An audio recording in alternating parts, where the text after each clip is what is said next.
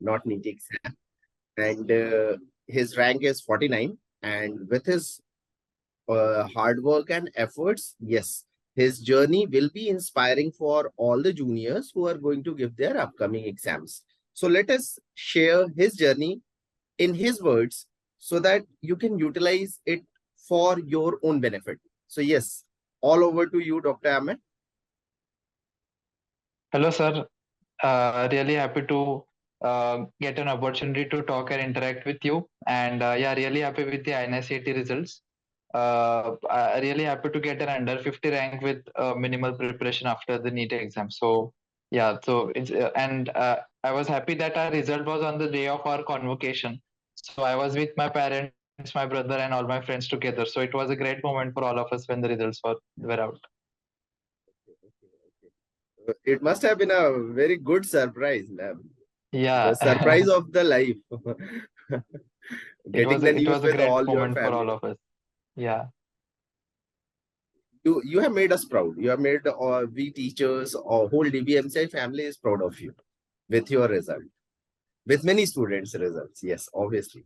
So just tell your juniors that when did you start your preparation and what are the difficulties which as a student many students will be facing during the preparation and how to overcome those difficulties or any challenges.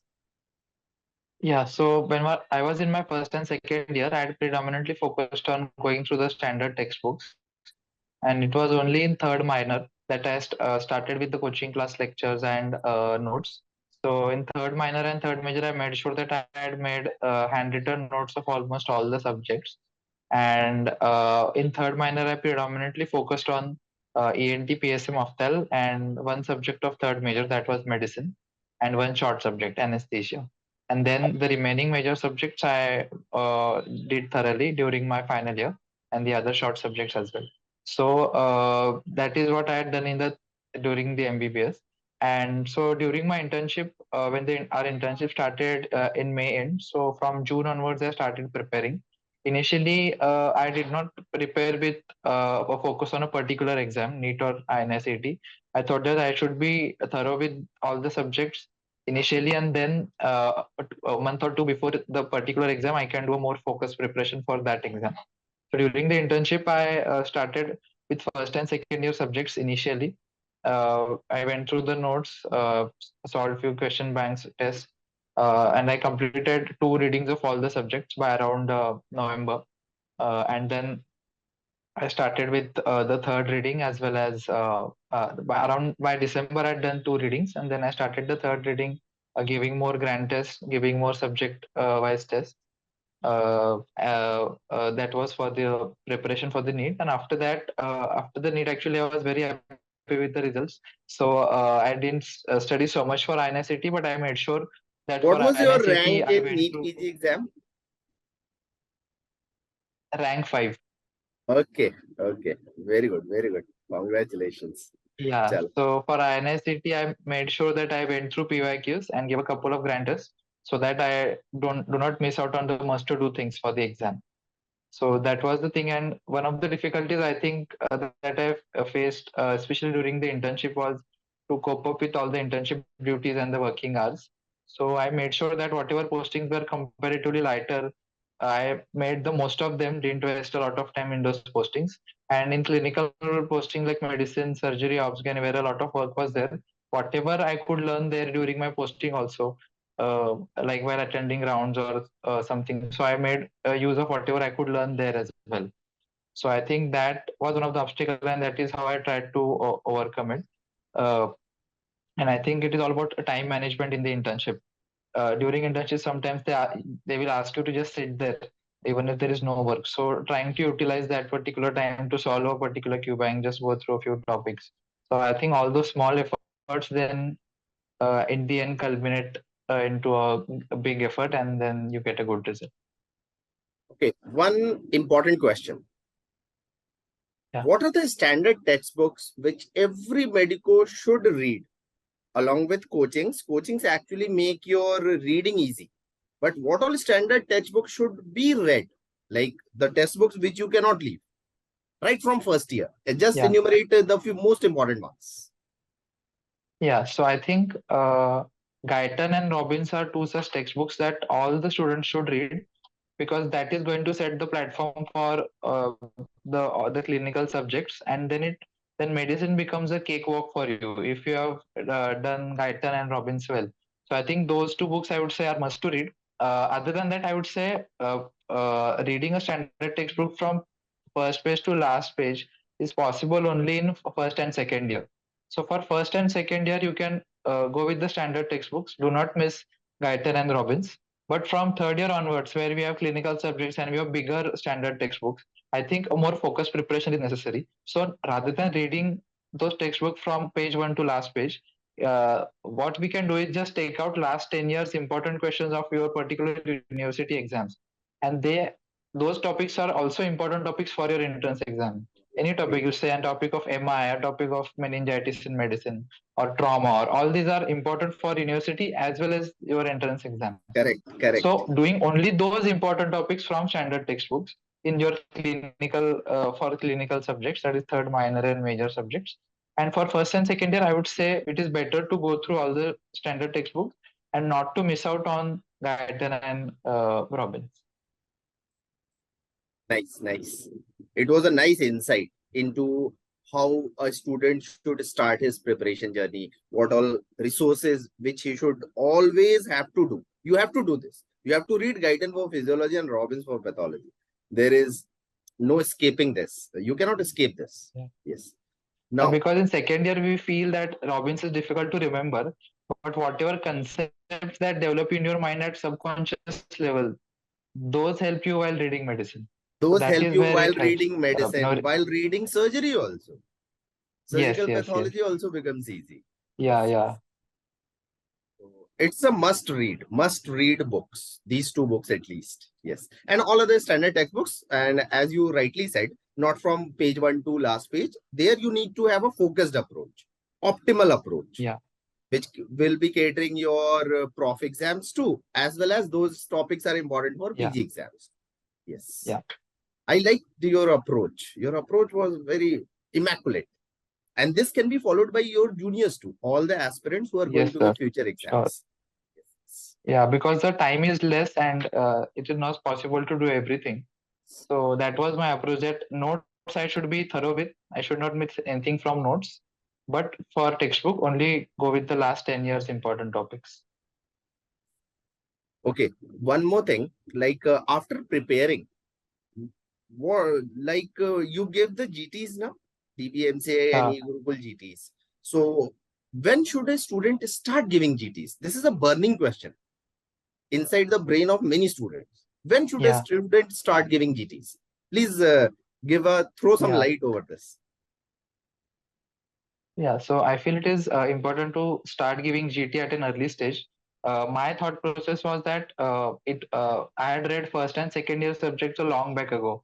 Like when I was in internship, it was like 3 years before and 4 years before I had read first and second year subjects. So I thought that I should read at least those subjects first, and then I will start giving GT. Because I should, when I read a particular explanation for a question, I should at least be able to correlate it from what I had read in notes. So I think the subjects that you feel that you are very weak in, that you do not remember well, especially which are first and second year subjects, as we have done them a long back before. So read them first, and then after that start giving GTs. So I would say when you have completed around 7 to 8 subjects, which are your most weak subjects, start giving GT. Because let's say medicine, surgery, obstetrics, you have just studied in final year and you have started internship. So at least something to remember for them. At least 50% questions you'll be able to solve. So starting a GT early after, I would say, completing 7 to 8 tough subjects, so that you get a good analysis when you go through the review. And I think rather than looking towards GT as a test to analyze yourself, it should be used as a learning tool. Because sometimes what we find is we want question practice, but we don't know what QBank to solve. We start a particular subject, let's say there are 30, 40 modules in that particular subject, and we start, then we complete only 15, then we have to leave, then we start some other subject. So it doesn't cover the entire syllabus. But when you give a GT, the questions that are put are such that it should cover the entire syllabus. syllabus and all the high yield topics. So I think in initial stages, it is important to use GT just as a question solving practice and a learning tool. And in last couple of months, you can start thinking about your score and rank and how you can improve and the other stuff. And frequency of giving GTs, like per month, should be like 1, 2, or 3. What do you feel? I think initially when you start giving GT, once in 15 to 20 days, and in last 2 months, every week. Last 2 months, weekly basis. Weekly Beforehand, basis. you can go with 2 GTs per month. Yeah. And use GTs as a learning tool. Very good, very good. Yeah. Nicely said. Okay. Like, suppose before the exams, actually what happens to many students is that you start feeling depressed. Your confidence shakes up. Now, how can you overcome such challenges? Any insight into it? So I think if you have planned the last 7 to 10 days well, then it helps to become confident about your preparation. So I think the entire preparation throughout the year should be such that you have to narrow down your material such that you have a short and concise material that you would be able to revise in the last 10 days, because whatever you are going to read in the last 10 days, that is what you are going to remember fresh in your exam. That is what is going to pop up reflexly when you read a question, the answer will pop up. So I think making your notes gradually as concise as possible till the last 10 to 15 days, so that whatever you forget, whatever you find are the common mistakes that you commonly go wrong, you can revise those topics. And secondly, do not read a topic in the last 7 days that you have never read before, because that is only going to add to your underconfidence and anxiety, because the chance of that topic being asked is so less. And secondly, just by reading it once, mostly you are not going to remember it during the exam, so it is not going to help at all. So during the 7 days, last 7 to 10 days, I would say plan beforehand what you are going to read only that which you have read at least once or twice before. And one day before the exam, read only that topic which you know you are strong in. You already know, ki, let's say I'm strong in say pediatrics, still read pediatrics, because that will give you a That lot will of increase your confidence. So confidence. like I knew that I was good in medicine and I revised those notes quite well even during final year. So one day before the exam, I went through medicine notes. So that helped me to be confident, and that helped me to convert the anxiety of exam into excitement of going tomorrow and giving the paper. And then if you're confident a day before, then you are excited to go uh, to the exam next day, and then you approach the paper aggressively, and then you go with your gut instinct, and then you have a greater chance of attempting more questions and getting more questions correct. I will appreciate you, Dr. Ameya, for your simple and clear approach. I liked your approach. And this interview will be beneficial for many students. That I am very sure of. You have gave those points now, those pointers, which will be beneficial for the students. Okay. So one more thing. In the end, like which branch are you interested in?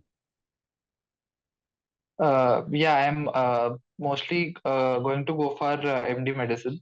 So now with both the results that I have, NEET as well as INI, I'm thinking of whatever colleges that I could get. I'm planning to go there and visit those colleges, talk to the residents and seniors which are working there, so that I can get an idea and select the best possible college. But yeah, MD medicine is mostly the branch that I would be going for. All the people whose interviews I have taken, they all are interested in MD medicine.